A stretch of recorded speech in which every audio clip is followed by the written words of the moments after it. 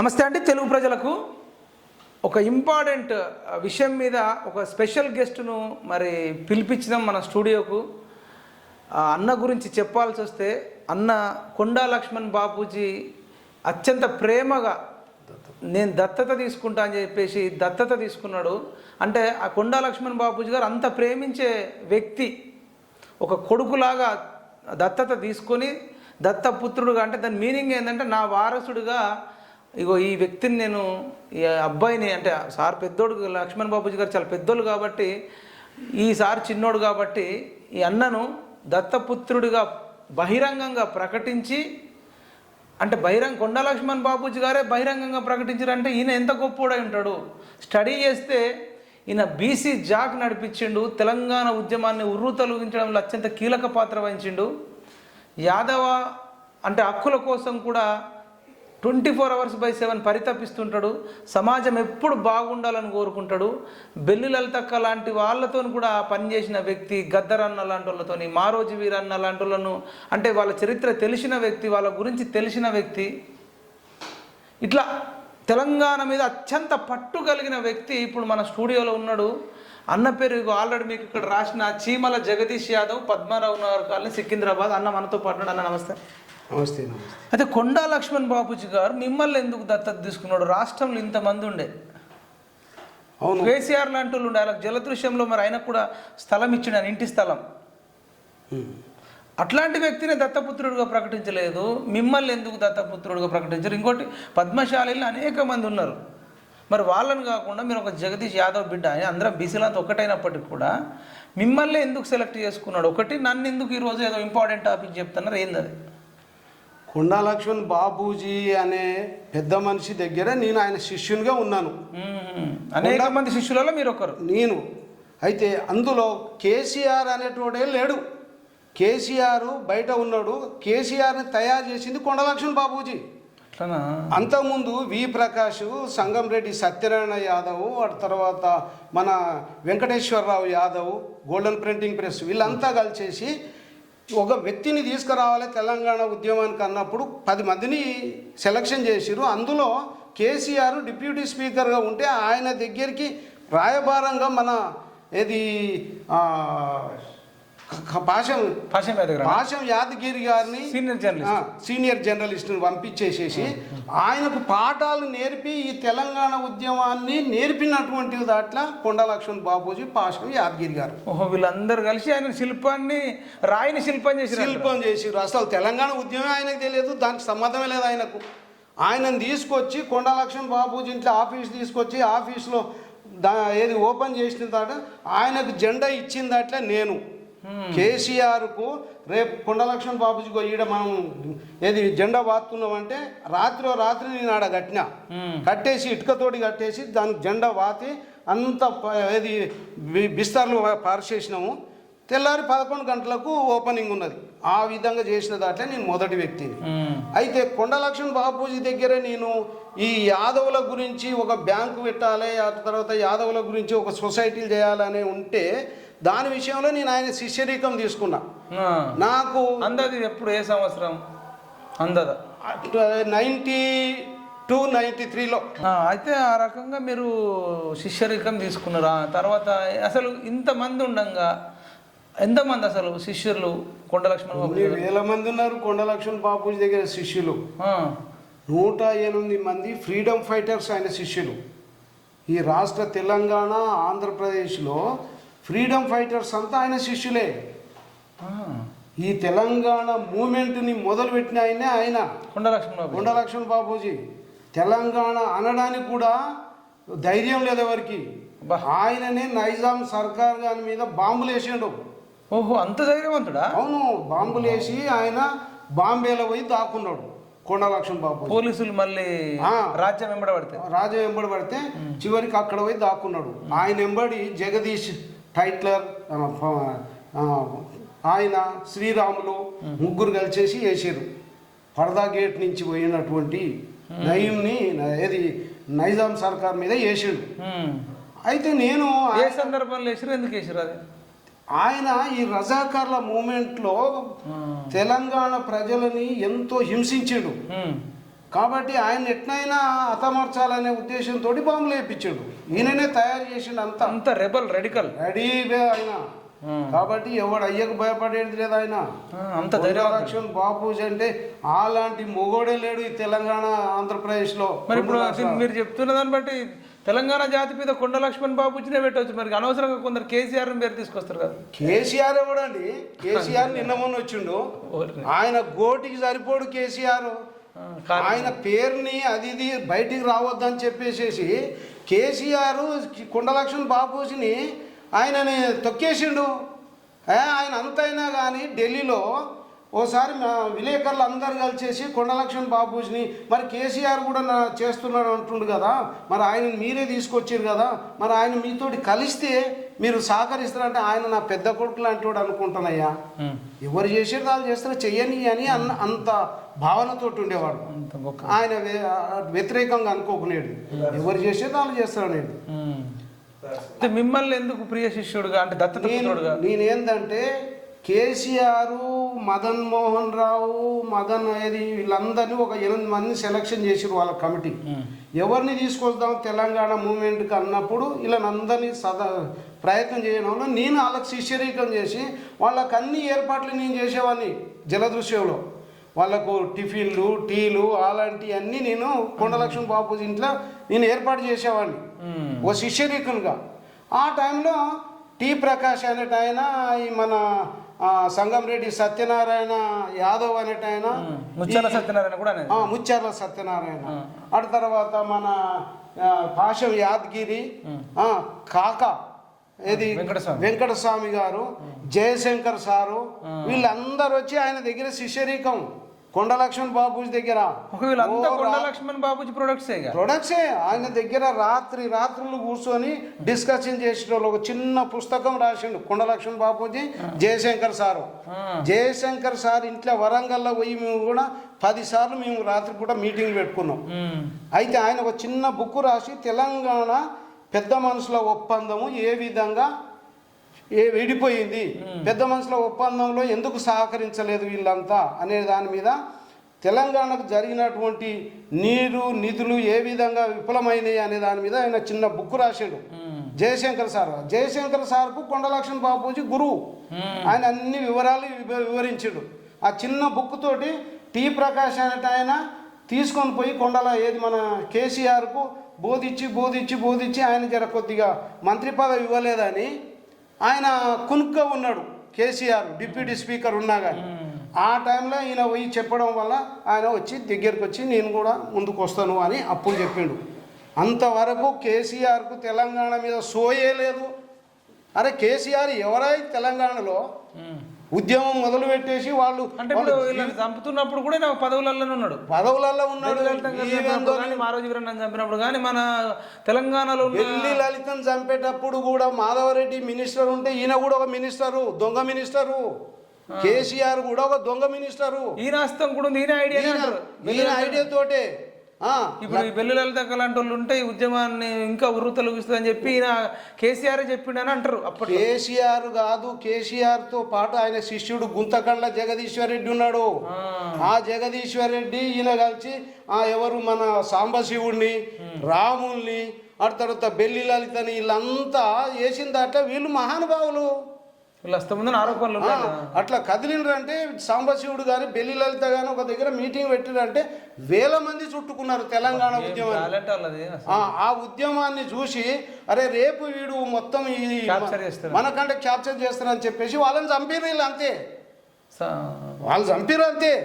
కాబట్టి డైరెక్ట్ అనలేం కానీ ఆరోపణలు ఉన్నాయి, బయటికి కూడా వచ్చినాయి, అన్ని పేపర్లు కూడా చెప్పినాయి, అందరు కూడా చెప్పారు. ఇప్పుడు బెల్లి ఇది రాములు ఉన్నాడు కదా, రాములు భార్య కూడా ప్రత్యేకంగా చెప్పింది గుంతగండ్ల జగదీశ్వర్ రెడ్డి గారితో మాకు చాలా ప్రమాదం ఉన్నది, ఆయననే వార్నింగ్ ఇస్తుండని కూడా చెప్పింది.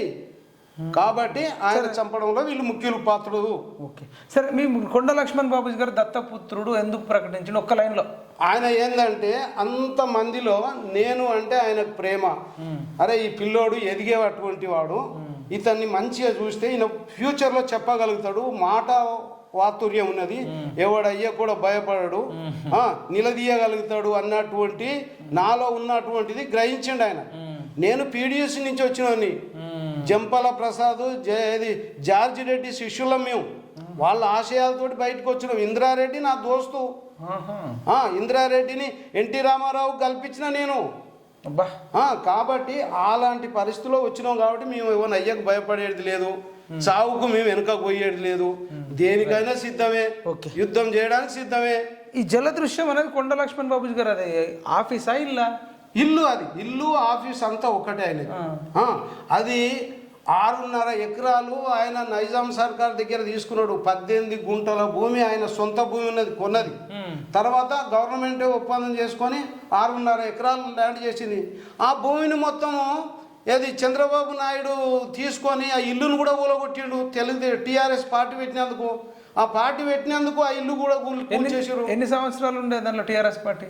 3 సంవత్సరాలు ఉన్నది. 3 సంవత్సరాల తర్వాత కూలగొట్టిరు. అది కూలగొడితే కనీసం ఆయన బజార్లో వేస్తే ఈ దొంగ కేసీఆర్ 3 ఏళ్ళు మంచి ఎంజాయ్ చేసిండు, దాంట్లో ఎంజాయ్ చేసిండు, ఆఫీస్ పెట్టిండు. ఆయన తోక మూతి లేదండి కేసీఆర్కు. ఆఫీస్ ఇచ్చింది కూడా ఆయన్నే. ఎందుకని ఉన్నట్టు చెప్పుడు ఒక్కనాడు నోట్లలో మన్నువాడ హరీష్ రావు అయినా, కేటీఆర్ అయినా, కవిత అయినా, కేసీఆర్ అయినా వాళ్ళు పురుగుల పడి దస్తరచ్చు. ఎప్పుడన్నా ఒక భారీ సభలో కూడా మా కొండ లక్ష్మణ్ బాబుజీ గారు మాకు ఆయన జలదృశ్యంలో ఆయన ఆఫీస్ ఇచ్చిండు, 3 ఏళ్ళు ఉపయోగించుకున్నాం, 2001 నుంచి 2004 వరకు మాకు ఒక పునాది లాగా అయిపోయింది అని ఆ నోర్లు ఎరిసి రాలి. నోర్లే మన్నువాడ మీరు ఎప్పుడైనా చెప్పంగా విన్నారా? చెప్పంగా కాదు, ఆయన పేరు చెప్తే నేను ఎక్కడ పోతున్నాను. అదే పృథ్వీరాజ్ యాదవ్ ఉన్నాడు కదా, సంగమరెడ్డి సత్యనారాయణ కొడుకు, ఆయన ఆ కుర్చీలు అంతా పలుకొట్టి పడేసాడు జలదృశ్యంలో. అప్పటి నుంచే అరే అమ్మ వీళ్ళతో అని వచ్చేసింది. ఇక అది బిల్డింగ్ అదంతా పోయిన తర్వాత పాపం ఆయన అశోక్ నగర్లో పోయేసి ఒక ఇల్లు మన వైఎస్ రాజశేఖర రెడ్డి 19,500 రూపాయలు సంవత్సరానికి రెంట్ ఇస్తూ ఆడబెట్టిండు ఆయన, అన్ని ప్రతిపక్షాలతోటి కలిసి. దానికి నేను రాయబారి మన వైఎస్ రాజశేఖర రెడ్డి దగ్గరికి పోయేసి మాది ఇప్పియడం జరిగింది.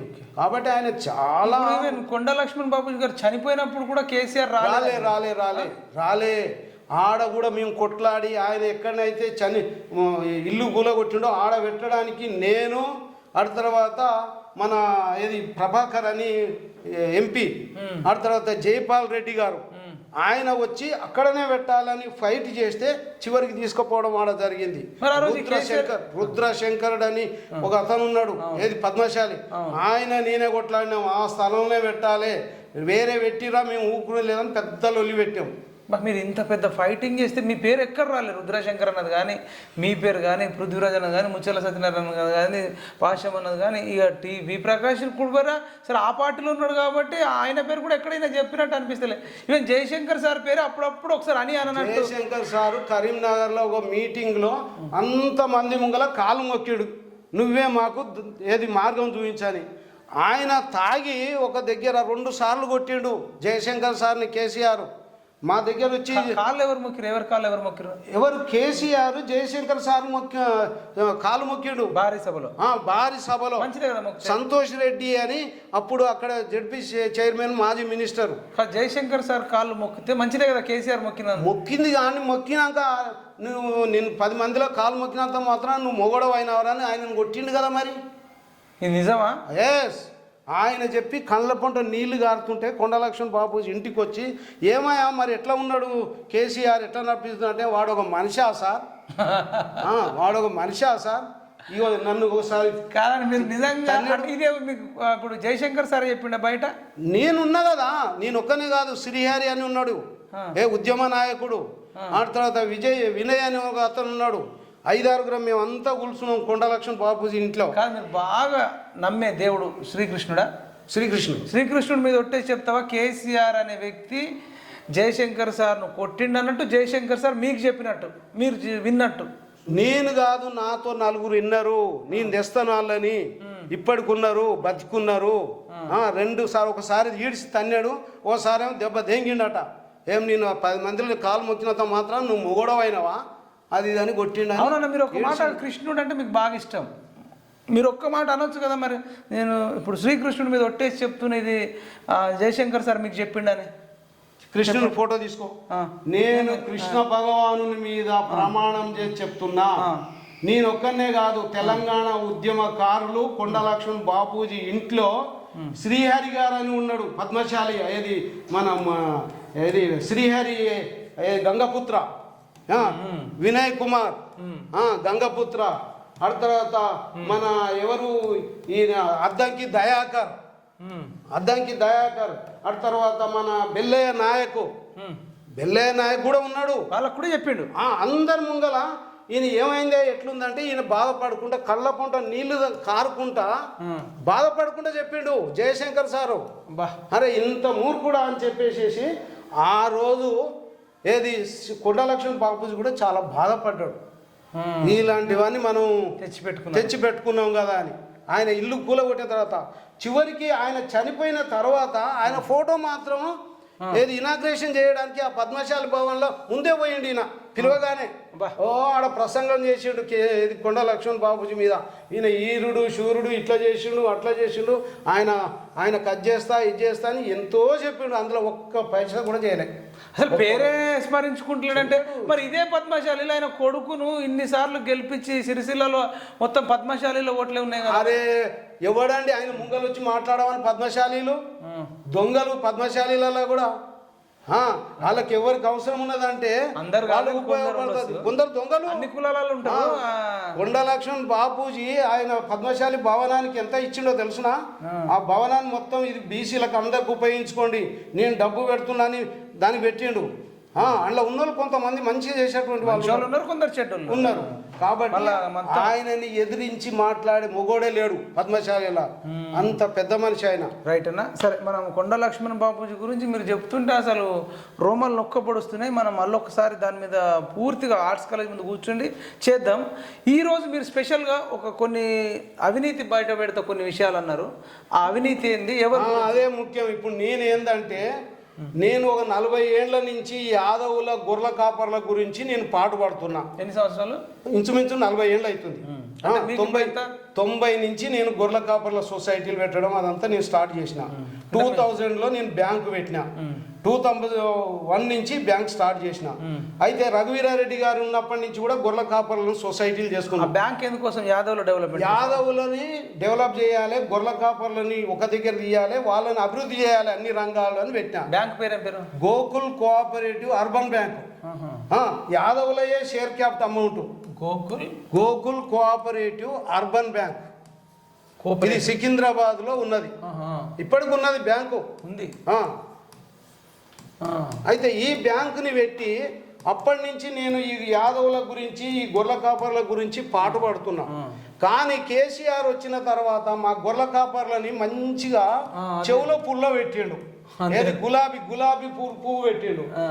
దానికి మా ఇంకో పెద్ద దూర ఉన్నాడు, ఎవరు? శ్రీనివాస్ యాదవ్, తలసాని శ్రీనివాస్ యాదవ్. ఈయన అడ్డదారిలో వచ్చిండు. యాదవుడు అసలు యాదవ్ ఈ తెలంగాణ మూవ్మెంట్ కి ఆయనకు సంబంధం లేదు. తెలంగాణ మూవ్మెంట్ లో అందరిని కొట్టిండి. ఎట్లా వచ్చిండు అంటే ఈయన దొంగసాటుకు వచ్చిండు, అడ్డగోలుగా వచ్చిండు. కాబట్టి ఆయన యాదవులు అంటేనే తలసాని శ్రీనివాస్ యాదవ్, తలసాని శ్రీనివాస్ యాదవ్ అంటేనే తెలంగాణ యాదవులు అనే కాడి తీసుకొచ్చిండు. ఈయన ఎంత మోసగాడంటే తలసాని శ్రీనివాస్ యాదవ్ మోసగాడు అంటే మోసగాడు.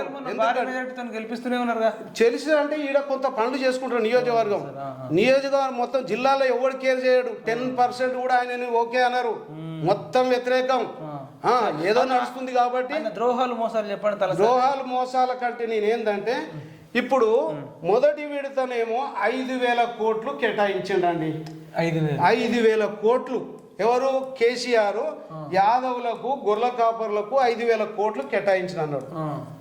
5,000 కోట్లు మొదటిసారి. రెండో విడత కింద 6,000 కోట్లు. 6,000 కోట్లు ఫస్ట్ విడతలో 5,000, రెండో విడతలో 6,000. మొత్తం ఎన్ని? 11,000 కోట్ల రూపాయలు రిలీజ్ చేసిన అన్నాడు. దీని మీద పెద్ద పెద్ద అక్షరాలలో మొత్తం టీవీలు, రేడియోలు, ఆ తర్వాత ప్రెస్లు, పేపర్లు అన్నీ మొత్తుకున్నాయి. మా యాదవులు ఇక వెలిగిపోయారు, ఈ దేశంలో ఈయనంత ధనవంతులు లేరని చెప్పిండు కేసీఆర్ అసెంబ్లీలో కూడా చెప్పిండు. అసెంబ్లీ చెప్పిండు. ఆయన ఇనాగ్రేషన్ కూడా చేసిండు, మేము పోయినా అక్కడ. ఆ తర్వాత కొండ ఏది ఆయన నియోజకవర్గంలో కొండ విలేజ్ ఉంది, అక్కడ గొర్రెల కాపలు కూడా ఓపెనింగ్ చేసిండు. కానీ చివరికి మిత్రమా యాదవులు తెలుసుకోవాల్సిందిగా చెప్తున్నాను, 11,000 కోట్లు పూర్తిగా కేటాయించిండా? అదే చెప్తున్నా నేను. 11,000ల్లో ఇప్పటి వరకు ఆడ రికార్డు ప్రకారంగా 4,950 కోట్లు మాత్రమే రిలీజ్ అయినట్టు చూయిస్తున్నారు. 4,950 కోట్లు 50 కోట్లు మాత్రమే ఖర్చు పెట్టినట్టు చూస్తున్నారు. మరి మిగతా డబ్బులు ఎక్కడ ఎవరు మింగిరో అర్థమైతలేదు. ఇప్పుడు ఏది 6,050 కోట్ల రూపాయలు ఎక్కడ పోయినా తెలుస్తలేవు ఇప్పుడు. 6,000 అందుకనే ఎక్కడ పోయినాయి అని మేము అడుగుతాం. అది ఇదని ఏది పశుసంవర్ధక శాఖలో ఉన్నటువంటి ఫైల్స్ అన్ని గాయం. అంటే దీన్ని బట్టి చూస్తే మా కేసీఆర్ ఎంత తిన్నాడు, మా శ్రీనివాస్ యాదవ్ ఎంత తిన్నాడు. ఇప్పుడు 6,050 కోట్ల దొంగతనం జరిగింది. పక్క దొంగతనం జరిగింది. అందులో మా బాలరాజు యాదవ్ ఉన్నాడు. మరి ఏమయ్యా బాలరాజు యాదవ్ గారు, నువ్వు చైర్మన్ అయినావు, మరి నీ సంగతి ఏంటంటే, అన్నా బాపూజీ నీకు దండం పెడతానే, నువ్వు నన్ను ఏమనకి ఆ శ్రీనివాస్ యాదవ్ని అడుగుపో అని అంటాడు. నాదేం లేదు అన్న అంటాడు. అయితే ఇప్పుడు తలసారిని మీరు అడిగితే ఏం చెప్పిండు మరి? అరే మీరు చేస్తూనే ఉన్నావు, ఏం చేయాలంటే ఇంకా యాదవ్లకు చేస్తూనే ఉన్నా కదా, ఎన్ని పైసలు నేను ఇస్తూనే ఉన్నా కదా అంటాడు. నా ఊరికి నేను కూడా ఒక మెంబర్ని, మా ఊళ్ళో 300 మంది ఉన్నారు, మా ఊళ్ళో ఒక్కని కూడా రాలే. మొదటి విడతలు రాలే, రెండో విడతలు రాలే, ఆరుట్ల విలేజ్లో 1000 మంది దాకా ఉన్నారు, అక్కడ రాలే. ఇవన్నీ మోసం, ఊర్లే రాలేదు. మొత్తం కలిస్తే కూడా 25% రిలీజ్ కాలేదు. మొదటి విడతలో 50% అన్నది అట్లా 25% కూడా రిలీజ్ కాలేదు. ఇందులో రిలీజ్ అయిన దాంట్లో ఏడీలు, జేడీలు, మినిస్టర్లు, ఈ యొక్క చెంచగాళ్ళు, వీళ్ళకే సగం డబ్బులు పోయినాయి. ఏ ఒక్కడైనా కోటీశ్వరం చేస్తున్నాడు కదా కేసీఆర్. ఆల్రెడీ గొర్రె బలిస్తే గొల్లలకు మంచిది, గొల్లలు బలిస్తే రాష్ట్రానికి మంచిది, రాష్ట్రం మంచిది దేశానికి మంచిది. అసలు దేశంలో గొల్లోళ్ళంతా గొల్ల కుర్మలు కోటీశ్వరులు. నేను ఒక్కడు చెప్తున్నా, ఇప్పుడు మా శ్రీనివాస్ యాదవ్ కైనా, ఆ తర్వాత మా బాలరాజు కైనా, కేసీఆర్ కైనా, ఆ తర్వాత కేటీఆర్ కైనా, హరీష్ రావు కైనా ఛాలెంజ్ చేస్తున్నా. యాదవుడు ఎవడైనా సరే 21 గొర్రె తీసుకొని కోటీశ్వరుడు అయినోడు చూపించమను.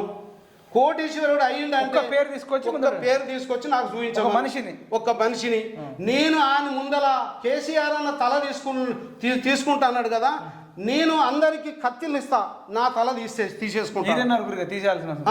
నేనే తీసేసుకుంటా. ఓపెన్ ఛాలెంజ్ ఇప్పటికి నేను ఛాలెంజ్ చేస్తున్నా కదా.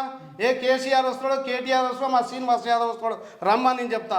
లేదా మీరన్నా ప్రజలకు పోదాం రెడీ, ఎక్కడెక్కడ ఇచ్చిర్రు, మీరు ఏమేమి ఇచ్చిర్రు, ఈ లిస్ట్ కూడా నేను అంతా తీసుకుంటున్నా. ఎవరికి ఇచ్చిర్రు, ఎంత డబ్బు రిలీజ్ చేసిర్రు, మా యాదవులు ఎక్కడ అభివృద్ధి అయ్యిర్రు.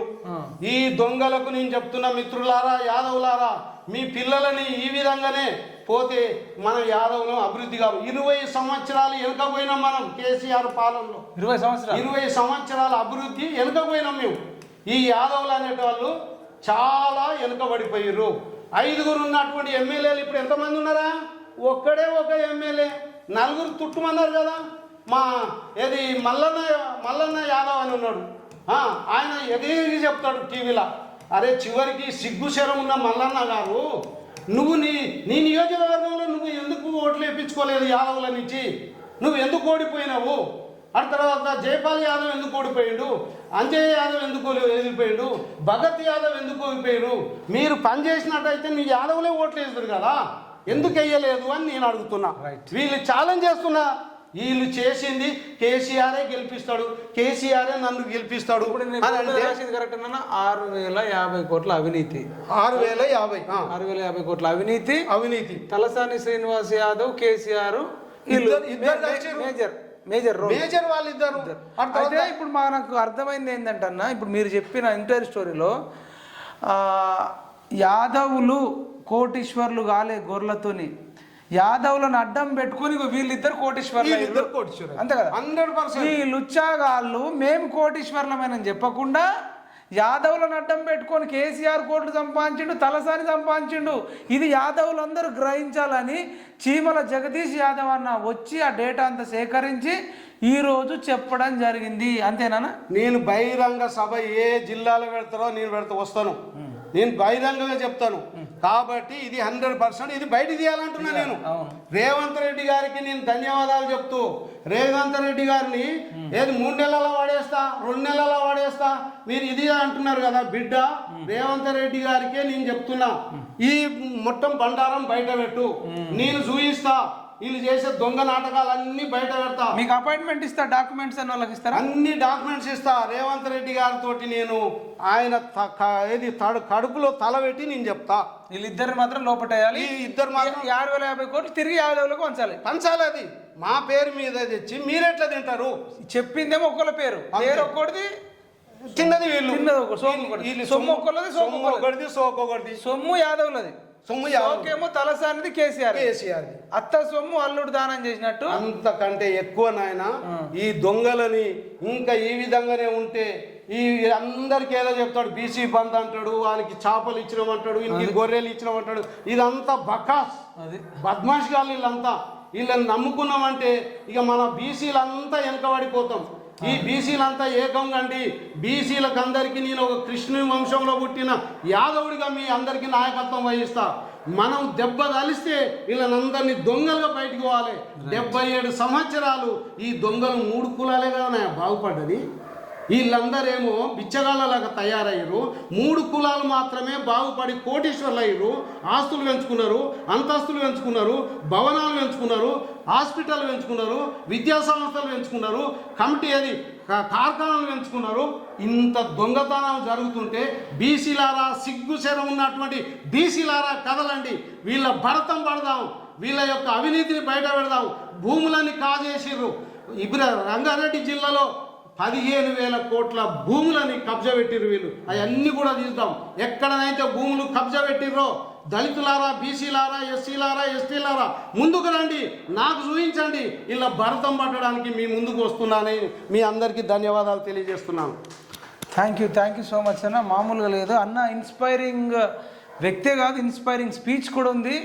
అసలు రోమాలు నొక్కపడుస్తున్నాయి. రక్తం చీము ఉన్నవాడు మాత్రం దండయాత్ర చేయాలి. తలసాని శ్రీనివాస్ యాదవ్ మీద యాదవుల దండయాత్ర మొదలు పెట్టాలి. ఎందుకంటే 6,050 కోట్లు ఒక్కోడే. మరి కేసీఆర్కి ఎంత ఇచ్చిండు, హరీష్ రావుకి ఎంత ఇచ్చిండు అనేది మనకు తెలియదు. అన్న ఇది చెప్పిండు. ఇది కాకుండా పంచిన గొర్రెల్లోనే ఒక్కొక్కరి చేత 30,000 సంథింగ్ డబ్బులు కట్టించుకున్నారు. డబ్బులు కట్టించుకొని మళ్ళీ ఒక్కొక్క గొర్రె 10,000 రూపాయలని మన 7 లక్షల మంది ఇప్పుడు డీడీలు కట్టిన వాళ్ళు 7 లక్షల మంది డీడీలు కట్టించుకున్నారు. ఒక్కొక్క గొర్రె 10,000, 8,000, 7,000 అని చెప్పిర్రు. తీరా చూస్తే 3-4 వేల రూపాయల గొర్రెనే ఉంది. అంటే ఇచ్చిన గొర్రెలు కూడా వాళ్ళు చెప్పిన రేట్ అంత లేదు.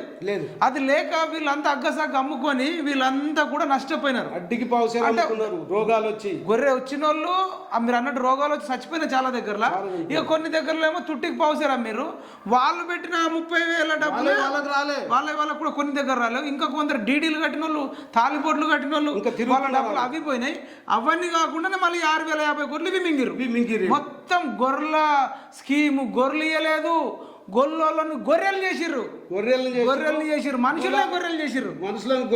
బకరాలు ఇయ్యలే, బకరాలు చేసిర్రు. ఆ గొర్రెలన్నీ వీళ్ళు ఎత్తుకపోయారు. ఆ గొర్రెలను అమ్ముకొని గొర్రెల పేరు మీద 6,050 కోట్లు గొర్రెలు ఇచ్చినామని మళ్ళీ దాన్ని రొటేషన్ పీరియడ్లో చేసి దాంట్లో గొర్రెలే కాదు, ఆ గొర్రెల ఫైల్ కూడా ఇప్పుడు గొర్రెల ఫైల్ మాయం చేసినాడు. దొంగ కాకపోతే ఫైల్ ఎందుకు మాయం చేస్తుండే? ఇది చెప్పాలి తలసాని శ్రీనివాస్ యాదవ్ అని చీమల జగదీష్ యాదవ్ అన్న చెప్తున్నాడు.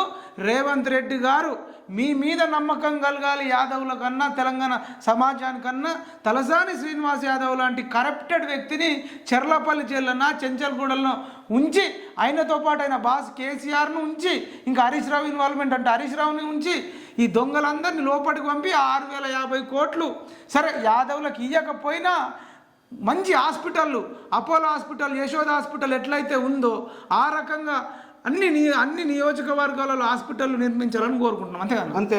థ్యాంక్ యూ సో మచ్ అన్న. అసలు మామూలు ఇన్ఫర్మేషన్ లేదు. ఇక్కడ నుంచి అన్నతోని దూకుడే, ఇక తగ్గేదే లేదు.